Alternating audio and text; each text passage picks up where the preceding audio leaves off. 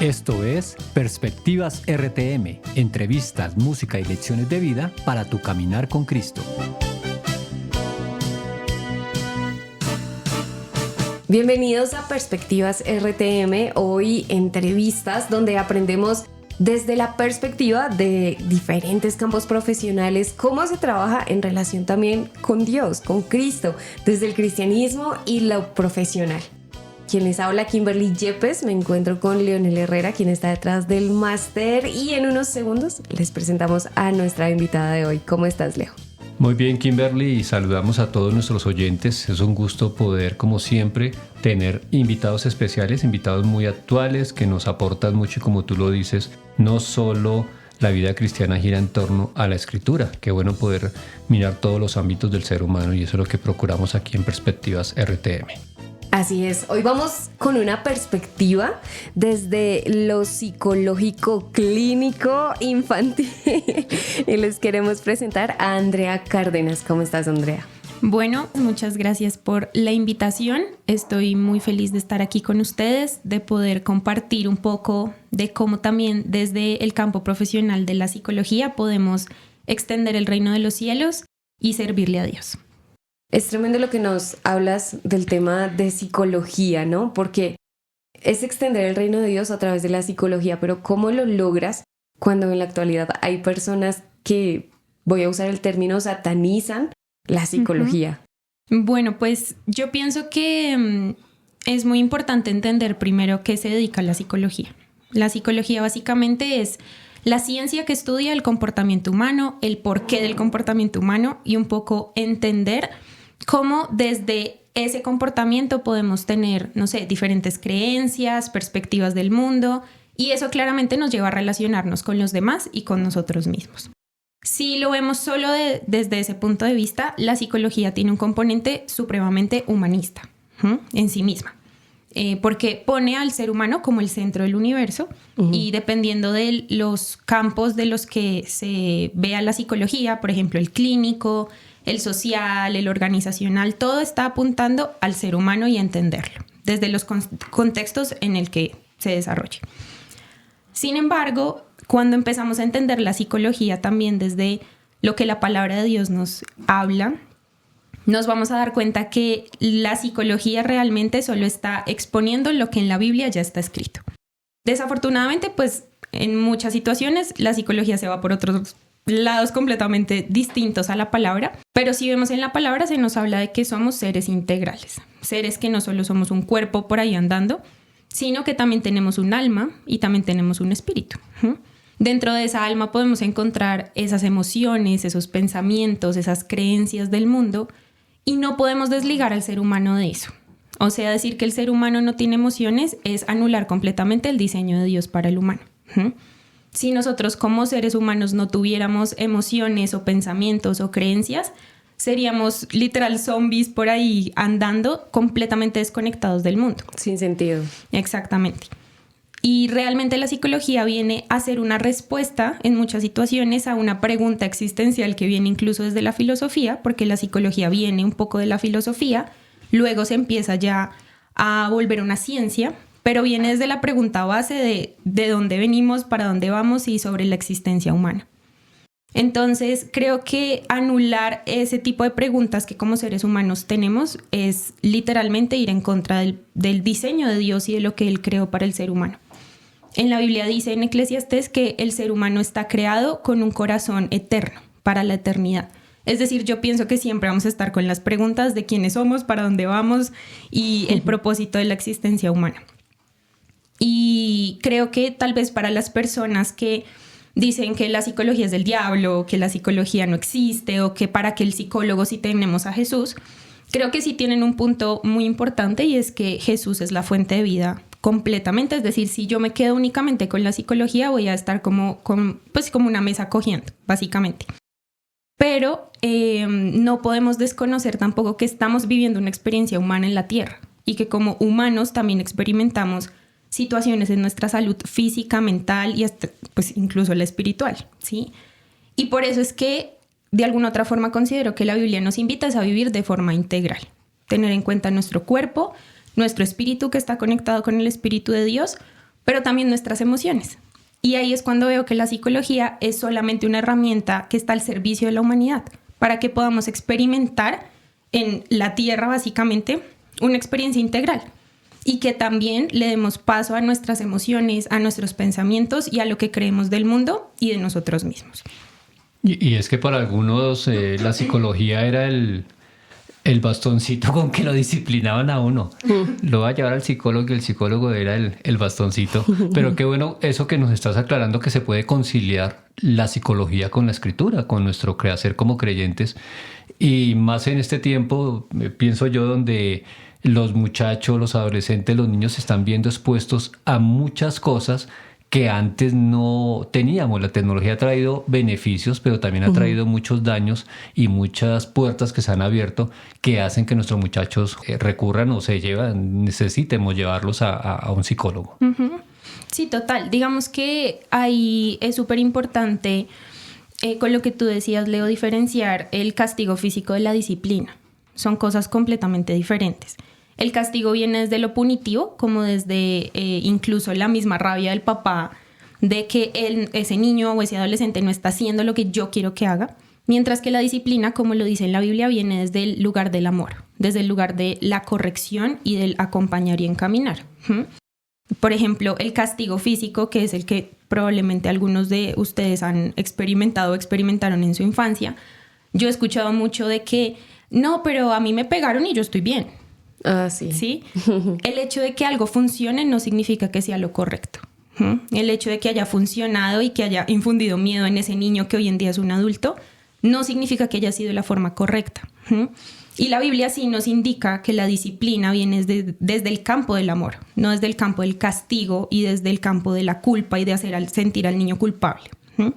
Entonces, desafortunadamente, cuando yo me encuentro pues con papás o con adultos que me dicen como, pero es que yo estoy bien, y voy al niño y entrevisto al niño y me doy cuenta que el niño solo está haciendo como, perdón la expresión, pero como la caneca de basura de los papás, es cuando me doy cuenta, no estás bien. Wow. ¿Sí? No estás bien.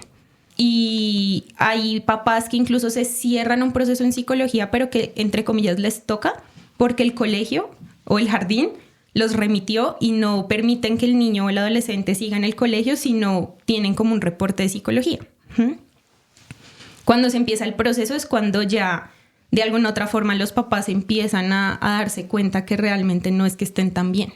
Simplemente tienen sus emociones completamente neutralizadas y como allá metidas debajo del tapete. Y eso es lo mismo que están transmitiendo a los niños y adolescentes. Entonces hay muchas cosas que contextualmente sí afectan a los niños y adolescentes hoy en día, pero sin duda alguna vuelvo nuevamente a la casa. Y creo que es en la casa en donde se aprenden las habilidades que se necesitan para que puedan enfrentar justo el mundo que hoy en día estamos pues enfrentando todos nosotros, ¿sí? Entonces, pues desafortunadamente hay cosas que no se han hecho muy bien, pero se han normalizado, como la violencia, ¿sí? Porque como funcionó en una época, ahora lo queremos seguir replicando. Y como ya hoy en día se habla tanto de que el castigo físico, incluso acá en Colombia, es ilegal, hay una ley en contra del castigo físico, entonces ahora sale con que tenemos una generación de cristal, ¿no? Que no, entonces no se le puede decir nada, no se le puede hablar nada. Lo que yo creo es que hay una nueva generación que ya está siendo más intolerante a la violencia, que ya no está aguantando cualquier cosa. Y eso no nos hace una generación de cristal. Nos hace una generación inconforme ante lo que supuestamente fue correcto antes, pero realmente no tiene una evidencia de que pegarle violentamente a un niño tenga un resultado positivo en su adultez, básicamente. Andrea, normalmente se tiende a pensar que la psicología es para los jóvenes o adultos. ¿Cómo trabajas tú con el tema de niños y adolescentes? Porque ese es tu campo. Pues desde muy pequeña yo estuve involucrada con el servicio a niños y adolescentes desde mi contexto como de iglesia. Y desde ahí me empecé a dar cuenta que es una población que en teoría supuestamente es la que más cuidado se le pone, que es catalogada como una población vulnerable, pero no se hace absolutamente nada al respecto. Hay leyes, hay un montón de cosas a favor de los niños, pero cuando vamos directamente al campo, al problema, a lo que está pasando, no se hace mucho, ¿sí? Entonces, al tener como esa interacción con niños y adolescentes, incluso cuando yo era un adolescente, pues me abrió como los ojos a las problemáticas que ellos mismos están experimentando en sus etapas propias de vida. Y que desafortunadamente hay un término que lo escuché hace un tiempo. Estamos en una era muy adultocentrista y es como que queremos que los niños y adolescentes sean y piensen como adultos chiquitos, ¿sí? Madurarlos rápido. Sí, exacto. Entonces, si están en en una cena familiar que lleva 5 horas, pues obviamente están aburridos y empiezan a hacer pataleta o empiezan a llorar o se empiezan a incomodar, entre comillas, a los papás. Y ahí es cuando los papás, ay, es que es rebelde, es que es grosero, es que no se comporta. Y es como, a ver, lleva 5 horas sentado en una silla, un niño de 5 años, pues creo que es más que obvio que está aburrido y lo está manifestando, ¿sí? Entonces, creo que el trabajo con niños y adolescentes es constantemente estar bajándonos al nivel de ellos y comprender que ellos están experimentando una realidad completamente diferente a la del adulto, que ellos de alguna otra forma están en una etapa de desarrollo muy particular y que no podemos pretender que ellos actúen como nosotros porque no tienen las habilidades para. A veces yo le digo a los papás porque me dicen, es que él no se pone en mis zapatos, que yo salgo y trabajo y vuelvo y estoy cansado y no tengo ganas de jugar. Y yo le digo, ¿cómo por qué no intentas tú ponerte en los zapatos de tu hijo? Porque tu hijo no tiene las habilidades para ponerse en las tuyas. Tu hijo no ha experimentado 40 años de vida. Tú sí. Pero a veces queremos que ellos entiendan al adulto y no nosotros entenderlos a ellos. Y creo que en parte es como mi trabajo, un poco traducir lo que le pasa al niño y al adolescente, al papá o a la mamá o al cuidador, y decirle, esto es lo que está pasando. Por esto es que está actuando de esta manera. ¿Sí? Entonces, obviamente en mi parte entra como entrevistar al niño, al adolescente e ir más profundo. Porque a veces el comportamiento es como un iceberg. Nosotros solo vemos la punta, que no responde bien, que es grosero, que es rebelde, que es desobediente, lo que sea. Pero siempre hay una profundidad. Y de hecho en la Biblia nos lo dice. Y dice como de lo que hay en el corazón es lo que emana la boca, desde lo que hablamos nosotros. Entonces creo que el rol de la psicología, en este caso infantil y para los adolescentes, es ir al corazón de ese adolescente.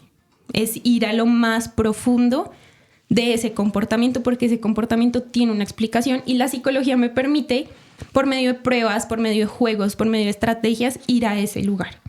¿Sí? Entonces creo que un poco el rol es identificar que ese niño no es solo un accesorio más de la casa, sino que tiene un corazón, es una persona, tiene sentimientos, tiene emociones y está viviendo una experiencia humana y necesita unos papás que lo acompañen y le ayuden a traducir ese mundo a la realidad de ese niño o adolescente.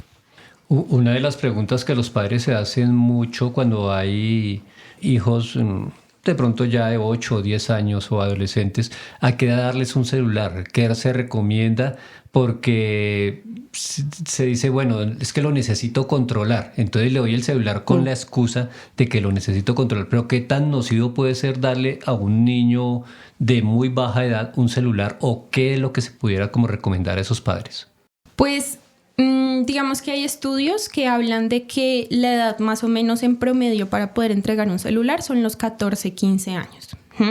Muy chiquitos, no solo por las implicaciones a nivel físico, como lo que implica las pantallas, las luces y todo esto. En niños muy chiquitos que tienen su cerebrito aún demasiado inmaduro puede tener afectaciones importantes. De hecho, hace ya un tiempo se levantó como... Creo que era como una denuncia ante un programa infantil que tenía mucha estimulación visual. Pasaban imágenes muy rápido y eran los programas que los niños más chiquitos estaban viendo. Y eso de por sí empieza a tener implicaciones en la liberación de dopamina, de serotonina en niños muy bebés que tienen su cerebro muy inmaduro. Ya digamos hacia los 14, 15 años su cerebro igual no ha terminado de desarrollarse, pero digamos que sí pudieran tener un poco más desarrolladas esas áreas que se necesitan un poco para enfrentar lo que significa el tener un celular. Sin embargo, siempre le digo a los papás que yo entiendo que en muchas situaciones sí, por el colegio, porque se van solitos a coger el transporte, la ruta, para comunicarse, pues le entreguen un celular sin datos móviles, como sin internet, que no les permita como tal estar conectados todo el tiempo. o un celular que solo le permite entrada y salida de llamadas, básicamente. Pero ya sí, por ejemplo, ya tiene un celular inteligente que ya tiene todas las posibilidades, siempre le digo a los padres, instalen un control parental, siempre. O sea, el control parental para mí es un no negociable en la tecnología en casa, porque el control parental pues permite un poco que ese niño o adolescente esté vigilado constantemente, obviamente tenga su privacidad porque pues tiene derecho a, pero que los padres estén en constante acompañamiento de las aplicaciones, videos, links, todo, hasta el tiempo de uso que ese niño o adolescente tiene el celular. Pienso que es muy razonable lo que estás diciendo porque así se evitan muchas cosas traumáticas, malos entendidos, bueno, con tantas cosas a lo que están expuestos los niños. Quiero hacerte una última pregunta porque se nos está acabando el tiempo y nos encantaría que nos acompañaras en un segundo programa, pero esta pregunta es, ¿qué hacer con las fotos a los niños? O sea, ¿sí publicar fotos de niños, de los hijos, de los sobrinos en redes sociales o no hacerlo? Qué buena pregunta. Creo que desde mi opinión personal, los menores de edad no tendrían por qué estar expuestos a que otras personas X miren su carita, miren su privacidad. A veces he visto papás que se les va como no se dan cuenta y al grabar al niño lo que sea sale, por ejemplo, el logo del colegio en el que están o el jardín en el que están. Ya obviamente eso es decisión completamente personal de los papás, ¿no? Pero hoy en día estamos en una era digital tan peligrosa, llena de personajes tan peligrosos, de pedofilia, de grooming, de tantas cosas, que mi recomendación siempre es, en la medida de lo posible, no publiques fotos de tu hijo, a menos de que ya sea tal vez más grande y le puedas preguntar si cuentas con su consentimiento de que su carita salga en redes sociales. Si tu perfil, por ejemplo, es público y cualquier persona puede entrar, me parece muy peligroso. Porque ahorita, por ejemplo, ha pasado con la inteligencia artificial que se publican fotos de niños y con la inteligencia artificial las personas hacen, no sé cómo, que esa foto con la carita del niño entonces salga una foto desnuda y empiezan a extorsionar al niño o al adolescente por redes. Tengo esta foto tuya, la voy a publicar y esa foto ni siquiera es real, pero pues desafortunadamente se ve muy real. Entonces yo siempre les digo, por ejemplo, a los adolescentes que ya tienen redes, TikTok, Instagram, pongan su perfil privado. Sí, o sea, pueden subir sus cosas, pero pónganlo privado. Porque allá afuera sí hay mucha gente mirando de dónde agarrarse para luego beneficiarse, entre comillas, de la inocencia e ingenuidad de estos chiquitos. Tremendo, Andrea. ¿Aceptas nuestra invitación para un segundo programa? Claro que sí. Andrea, si nuestros oyentes quieren saber más acerca de ti o tener algún tipo de asesoría, ¿cómo te encuentran? Bueno, ahorita en Instagram me pueden encontrar, es un @ en inglés, pero básicamente significa el nido feliz. Entonces, thehappinest.col, de Colombia. Perfecto, ya saben dónde la pueden contactar. Y bueno, por ahora hemos llegado al final de Perspectivas RTM de Entrevistas. No se desconecten de transmundial.co. Bendiciones. Compártenos tu perspectiva del programa de hoy al +57 304 411 8020. Y no olvides seguirnos en nuestras redes sociales. Encuéntranos como RTM Colombia. Hasta aquí Perspectivas RTM. Entrevistas, música y lecciones de vida para tu caminar con Cristo.